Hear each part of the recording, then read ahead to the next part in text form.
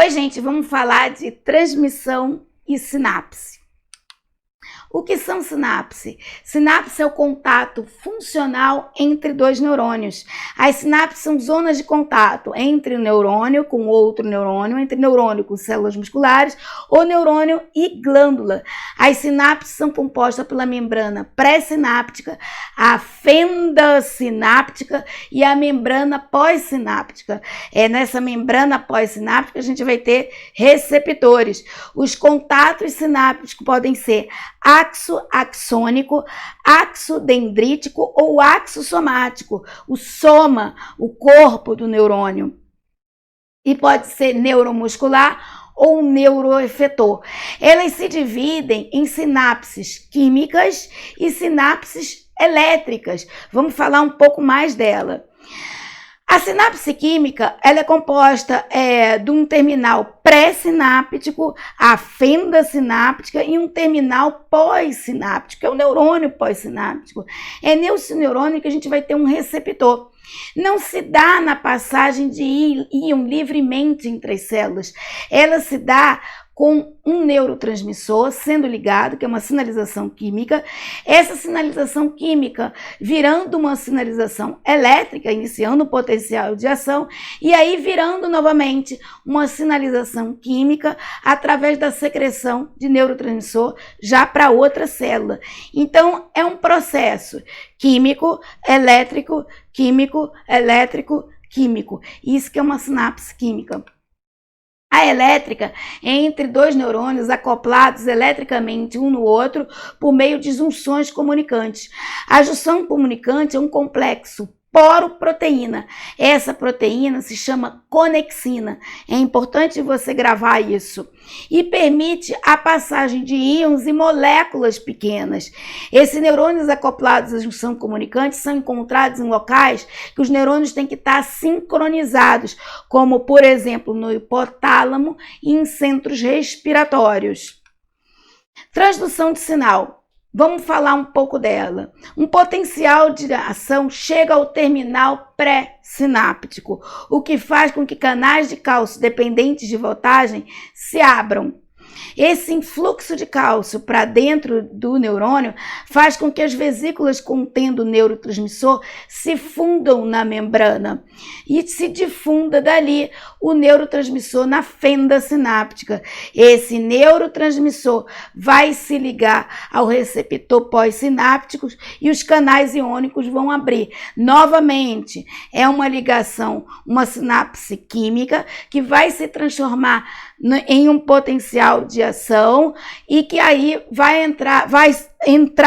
entrada de íon vai se transformar no potencial de ação, vai virar uma transmissão elétrica para depois virar novamente química. Então, químico, elétrico, elétrico, químico, químico, elétrico. O movimento de íon gera sinais elétricos, tá? Aqui a gente tem a transdução, então a gente tem uma indução desse potencial de ação que faz com que se abra canais de cálcio dependentes de voltagem. Esse cálcio vai fazer com que a vesícula contendo o neurotransmissor se movimente até o terminal axônico. E aí esse neurotransmissor é secretado na fenda sináptica, vai se ligar aos receptores de membrana e vai fazer uma ação dentro desse segundo neurônio, desse terminal pós-sináptico. A gente tem o terminal pré-sináptico, o terminal pós-sináptico.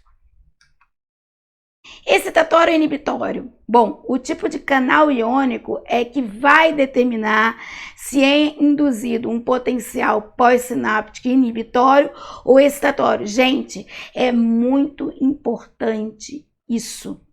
É o receptor que determina a ação do neurotransmissor. A gente não tem, às vezes, receptores alfa-adrenérgico 1, 2, beta-adrenérgico 1, 2. O neurotransmissor é o mesmo, é norepinefrina, mas o que vai determinar a ação dele é o receptor. O receptor alfa-1 vai agir de uma forma, o receptor alfa-2 vai fazer com que aquele neurotransmissor faça outro tipo de ação naquela célula, o beta-1 vai fazer com que aquele neurotransmissor faça outro tipo de ação, o beta-2 outro. Então, é o receptor. Isso é importante, eu já vi cair várias vezes em prova, tá bom? Então, não existe uma coisa importante, não existe um potencial de ação sendo criado de um neurônio para outro neurônio. É sempre uma ação cumulativa. Milhares de sinapses com um dado neurônio pós-sináptico provocará um potencial de ação. Ficou claro? Eu já vi 1000 neurônios entrando em contato com um neurônio e provocando um potencial de ação. Um potencial de ação é uma resposta de tudo ou nada, mas o potencial evocado sinapticamente é graduado em magnitude. Então vai ser a soma, né? Se vai ser, ou tem mais neurotransmissor inibitório, tem mais neurotransmissor excitatório, é que vai fazer com que aquele potencial seja excitatório ou inibitório, entendeu? Por exemplo, a gente tem GABA e glutamato. O GABA ele é inibitório.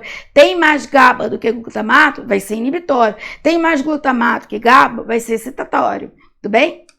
Então, a gente tem aqui os potenciais excitatórios, neurotransmissão excitatória. A gente tem ali a entrada de sódio dentro da célula, que vai gerar um potencial de ação. Aqui a gente já tem o contrário, a entrada de cloreto. Por exemplo, receptores GABA, eles fazem com que entre cloreto dentro da célula. Então, vai hiperpolarizar essa célula. Tudo bem? Receptores. Os receptores celulares, eles podem ser ionotrópicos ou metabotrópicos. O que significa isso? Receptores ionotrópicos, quando a molécula, né, a indutora, se liga nele, ele mesmo é o canal que se abre e faz o íon entrar para dentro. Um exemplo dele, o GABA. O GABA, vamos supor, que o GABA se ligue nesse receptor, esse receptor vai se abrir e vai entrar o cloreto. Ele é ionotrópico. Metabotrópico, a proteína G. A molécula se liga, mas a proteína G não é o canal em que vai entrar o íon. O canal acoplado à proteína G. Ele vai gerar um segundo mensageiro que vai gerar uma cascata metabólica. Aí você já está entendendo, né? Vai, ou seja, ele é mais lento. Os metabotrópicos são mais lentos do que os ionotrópicos, porque o ionotrópico é um canal onde passa íon. A molécula se liga nele e ele mesmo abre o canal. É prático, é rápido.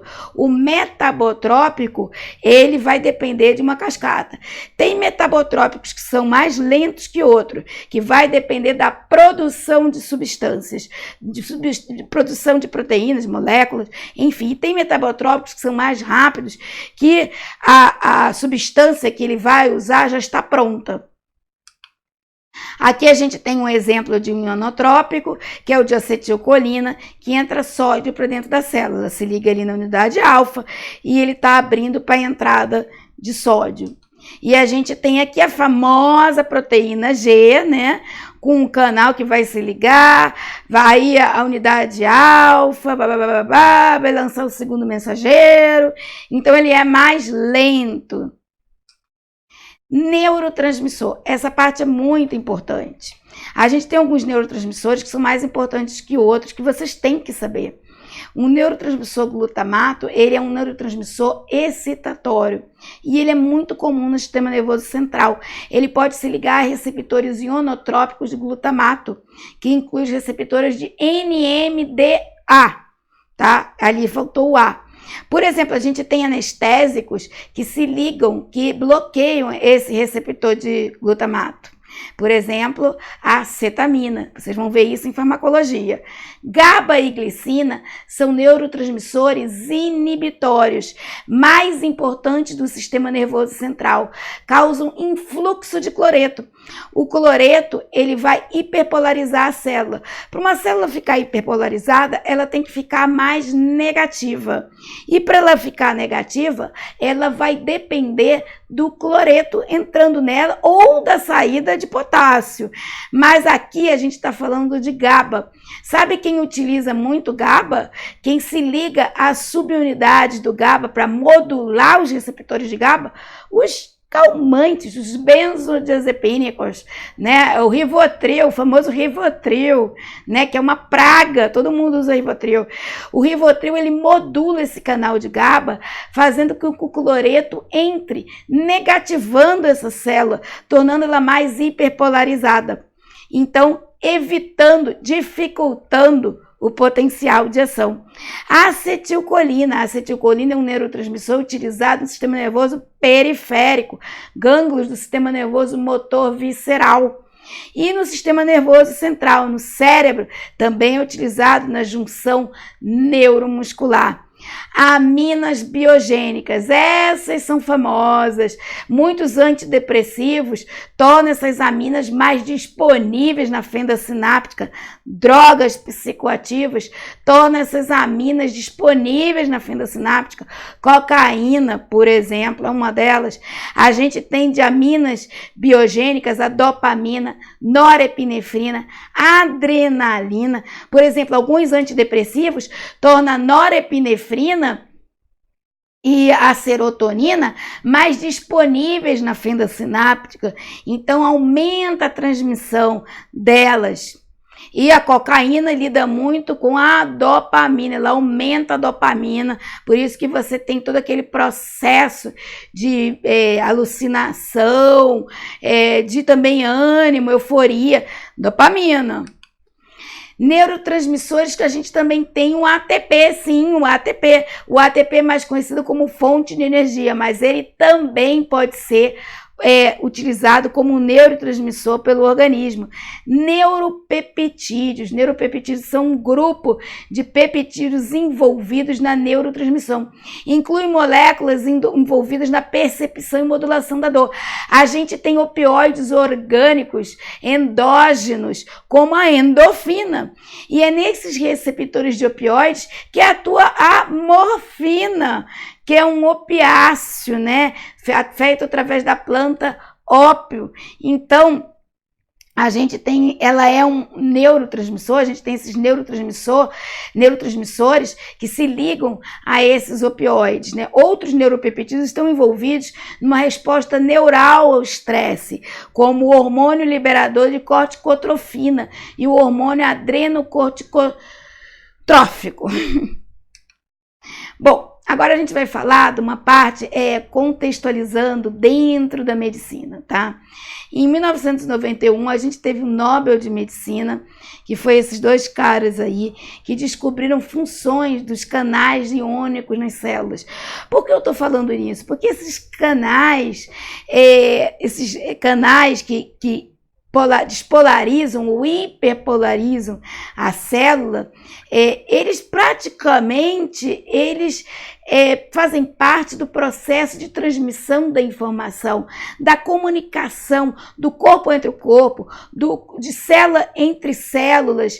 Então, assim, é praticamente a descoberta da caixa de Pandora, né? Do processo de informação que o organismo se utiliza. Então, os canais iônicos é o cerne do organismo. Vamos lá. Canais iônicos com portão controla a permeabilidade iônica do neurônio. Então, os neurônios contêm uma grande variedade de canais iônicos com portão que alternam entre estados aberto e fechado, dependendo das condições intracelulares e extracelulares. A sua permeabilidade a íons e, consequentemente, o seu potencial de membrana. Alguns canais iônicos, como os canais de vazamento de potássio, que são o maior determinante do potencial de membrana em repouso, permanece a maior parte do tempo aberto.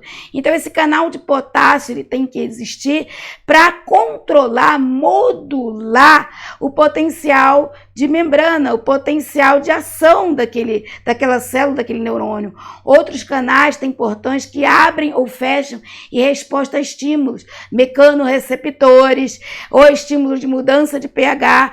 Nem todos os canais dependentes de voltagem se comportam da mesma maneira. Então, além de ter neurotransmissores diferentes, a gente tem canais diferentes que modulam essa resposta a íons e essa resposta do potencial de ação da célula, modulatórios, excitatórios, enfim, há uma variedade incrível. E isso tem a ver com passagem de informação. Tipos de canais iônicos. A gente tem canais iônicos que são sensíveis à voltagem, canais iônicos de sódio, potássio, cálcio de células excitáveis, sensíveis a ligantes, receptores de neurotransmissores, glutamato, GABA, acetilcolina, outros canais ativados, os fotorreceptores, mistos, canais de potássio ativados por cálcio, sensíveis a estímulo físico. Eu falei a você, a tensão da cóclea, canais sensíveis a calor e frio, canais de vazamento, que são muitos canais modulatórios do potencial de ação, cloreto, potássio, presente nas membranas de diversas células, canais sensíveis à voltagem, canais de sódio, geração do potencial de ação, potencial de excitabilidade celular, potássio, que modulam a excitabilidade celular, repolarizam a célula, cálcio, secreção de neurotransmissor. Lembre-se que para a vesícula contendo neurotransmissor se fundir com a membrana, a gente depende desses canais de cálcio. Catiônicos, controle da excitabilidade celular. Sensíveis a ligantes. Catiônicos, neurotransmissores excitatórios ou inibitórios. Aniônicos, neurotransmissor inibitória, cátion, catiônicos, lógico, só pode ser excitatório, gente, catiônicos Na+, aniônicos, neurotransmissão inibitória, sensíveis a estímulos físicos, detecção de estiramento celular, detecção de calor e frio, controle do volume celular, canais de cloreto. A gente tem tradução de sinal acústico da cóclea, canais de vazamento, canais de potencial de repouso, canais de excitabilidade celular, controle de volume, secreção e absorção de íons. Então são diversos canais. Mas vocês já pensaram se algo acontece a essas proteínas que fazem parte da constituição desses canais? Então, se a gente tem canais de sódio que fazem com que a transmissão da dor seja feita, vamos supor se alguma coisa acontece a um desses canais de sódio, que tem diversos tipos de canais de sódio. Vamos supor, a gente tem as canalopatias. Bem-vindos à patologia ligadas a canais.